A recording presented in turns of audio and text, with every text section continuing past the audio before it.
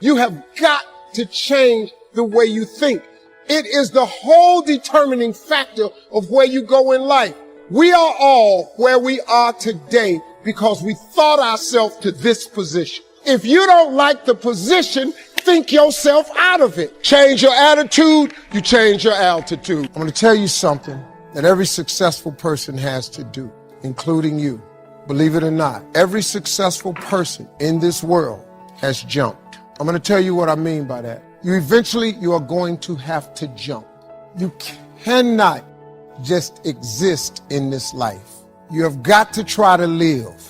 If you are waking up thinking that there's got to be more to your life than it is, man, believe that it is. Believe in your heart of hearts that it is. But to get to that life, you're going to have to jump. You see people in life, when you're standing on the cliff of life and you see people soaring by, when you see people soaring, going to exotic places, you hear about them doing wonderful things. Maybe you look up the street and your neighbor just gets a car every year, every 2 years. You know, how is he doing that? Have you ever thought, maybe this person right here has identified their gift and is living in their gift? Because your Bible says, your Bible says your gift will make room for you. Your gift, not your education. You go get an education, that's nice. But if you don't use your gift, that education only gonna take you so far. I know a lot of people got degrees, man. They ain't even using it. It's your gift. But the only way for you to soar is you got to jump. You got to take that gift that's packed away on your back. You got to jump off that cliff and pull that cord. That gift opens up and provides the soar. If you don't ever use it, you're going to just go to work. And if you're getting up going to work on a job every day that you hate going to, that ain't living, man. You just existed. At one point in time, you ought to see what living's like. But the only way to see what living like, you got to jump. And here's the problem. Let me just be real with you. When you first jump, let me tell you something. Your parachute will not open right away. I'm sorry. I wish I could tell you it did, but it don't. When you jump, it's not going to open right away. You're going to hit them rocks. You're going to get some skin tore off on them cliffs. You're going to get all your clothes tore off. You're going to get some cuts on you. You're going to be bleeding pretty bad. But eventually, the parachute has to open. That is a promise of God. Here's another thing. You can play it safe and deal without the cuts and the tears. And you can stand on that cliff of life forever safe. But if you don't jump, I got another promise I can make you. Your parachute will never open. You'll never know. You'll never know what God really has. I was speaking at a school once. I was talking to the students. The principal was mortified with my message because I was telling the truth. I was telling the kids, your education is important, but your education is not the most important thing in your life. I'm sorry, it's not. Your dream is the most important thing in this world. Principal came up on the stage while I was speaking. Don't ever say that to my school again. Well, I'm just telling you, dog. You could save your kids a lot of pain if you ever talk to them about their dreams. You got to talk to young people about their dreams. If you talk to kids about their dreams, your dreams can spur you to get the education. But if you never find out what a child is dreaming about, you can't hold their attention. It's the dream, man. You got to dream about something so big that it dwarfs all your fears. The way you overcome fear is with your dream. You got to make your dream so big that nothing matters except that dream. You're willing to do everything that's necessary. I was listening to Will Smith the other day. Will Smith said the best things in life is on the other side of fear. It's on the other side of fear. But fear freezes people, man. The fear of failure freezes people. Suppose I don't do it. Well, you might not make it. But I got news for you. If you don't do it, you damn sure ain't gonna make it. And it's easy to lose that sense of vision in your life through disappointments. Hey, we've all had them. You get all excited about something and then, life seems to crush it. Somebody betrays you. You betray yourself. You don't follow through and then you don't trust yourself at the same level. What makes somebody a leader is they build this certainty, and not only with focus, not only do they get a vision for what they want, but they bring that certainty in their body. Listen, if you've ever been to one of my live events, you know that one of the greatest things about, let's say, Unleash the Power Within is you go through a weekend where you literally train your nervous system to have certainty. I mean, how the heck do we get people to storm through fire? It's not about firewalking. It's about getting yourself to be able to take action in the areas of your life that normally you would more than hold back, where your brain would take over and say, I can't do this. Are you crazy? Somebody else did it, but not me. What we do is get people in a state where you're going to follow through, where you're going to face your fear and do it anyway. And the way we do that, besides changing people's focus, showing you how to direct and control that focus, is also by learning how to use your body as the tool to change your state. Listen, if I drop my shoulders enough, if I were to breathe shallow enough, if I were to slow down and say, I don't know, I'll give it a try, and go into this state, I'd be like Samson getting his hair cut off, right? Because what we don't realize is that our mind is directly affected by the way we use our body.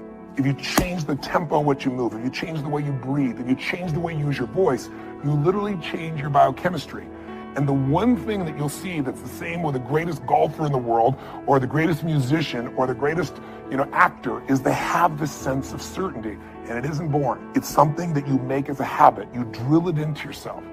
I sure as heck didn't have that sense of certainty growing up, not even close. And what I found myself doing early on is I felt so uncertain, I couldn't get myself to do anything. So I developed these rituals of certainty. I would go on these runs, and on the run, even though I didn't feel like it, I would do these incantations where I would say out loud over and over again, God's wealth is circulating in my life. His wealth flows to me in avalanches of abundance. All my needs, desires, and goals are met instantaneously by infinite intelligence.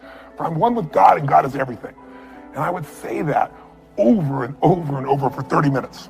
Just crazy. And I would envision that God's circulating, his wealth circulating my life, and I'd see the wealth of love and friendship and impact and growth and economics and all these things, physical fitness and aliveness. I'd see this wealth of abundance flowing, oceans of it, into my life as I went and did these things. If you envision something clearly enough and you bring certainty to it over and over again, if you engage your physical body in a simple ritual, it could be as little as 10 minutes a day.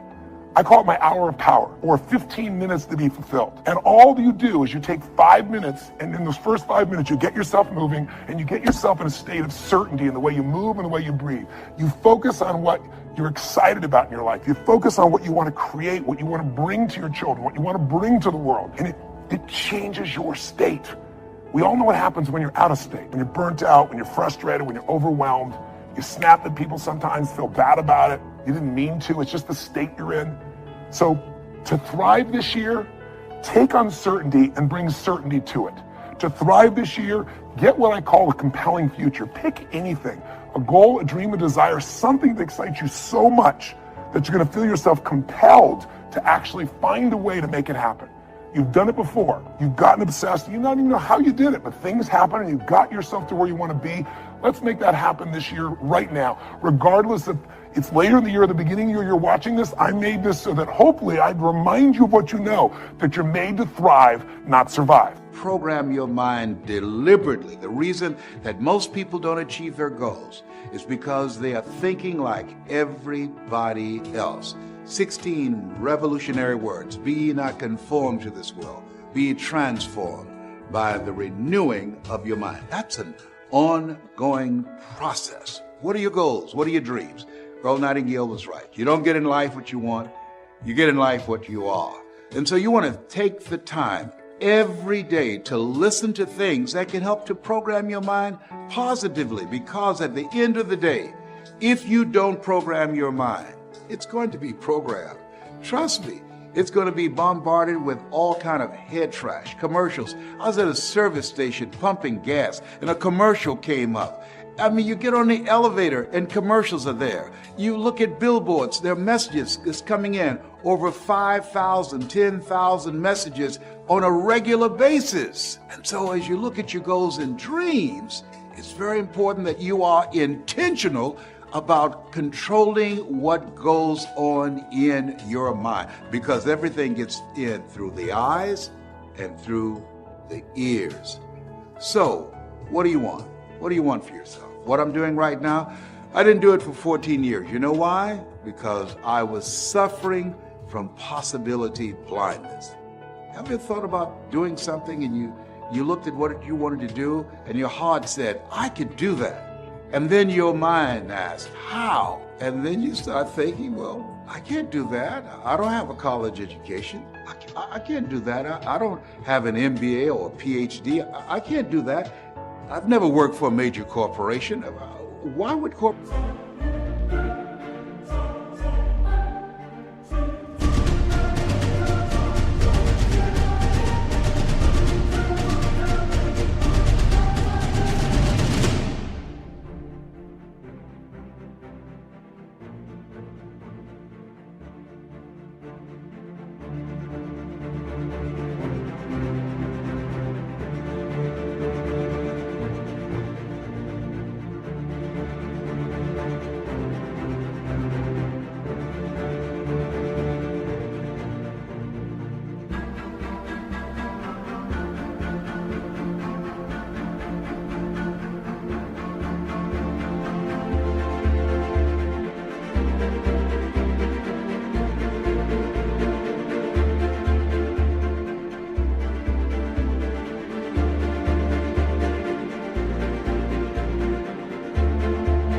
corporations reach over people with PhDs and MBAs and years of experience and pay me to come in to do something I've never done.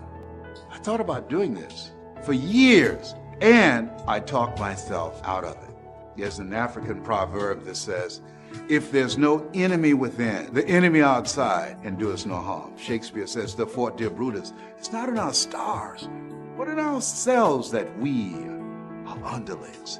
And so as you look at yourself and look at your goals and look at your dreams, I'm saying to you that it's possible. Because if anybody at any point in time had a goal, had a dream of what they wanted to achieve, and they made it happen, then it's possible that you can do it too. But you've got to be intentional about programming your mind. Being prepared for the next thing is so wildly critical. I think life in general is rise and fall. Everything is rise and fall. And there's been a couple times in my life where I got caught holding on to the last wave while it's dying. Oh, I have a good quote for that. Yeah. I have a Casey Neistat quote. What Casey which said? is like that I don't even think he probably didn't make this up, but Tarzan can't get to the next branch if he doesn't let go of the first one. Absolutely. And that's kind of that real. same philosophy. Yep, absolutely. And you've got to be, when you're grabbing that first one and you're holding it, it's going to be there, it's fantastic, but you got to know that you're going to have to let go at some point, because the same thing that saved your life, if you hang on, it'll kill you. I look at the world through a lens of comedy, right? So my natural reaction is always, no matter when something happens, and I can't even help it, it's, why is that funny? It takes such a desperate, obsessive focus to excel on the level that I want to make movies. Choose actions that are in your own best interest. Every day, we are choosing that's not in our own best interest.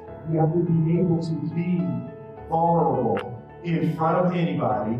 You know, you have to be comfortable looking silly. You have to be comfortable making mistakes. And you have to break the thing inside of you that doesn't want people to see, right? Because as soon as you allow people to see, all of a sudden you get access to things that you didn't realize you had access to, right? For example, like the thing I used to do is when I was probably 18 or 19 years old, I got in touch with those blocks. The camera hates emotional blocks.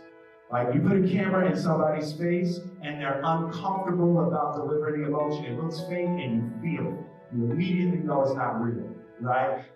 Especially look at the size of this screen. And in a shot, that whole screen could be just your eyes, right? So it's like you can't hide discomfort and uncertainty. So you have to be able to get comfortable, you know, just. I look at the world through a lens of comedy, right? So.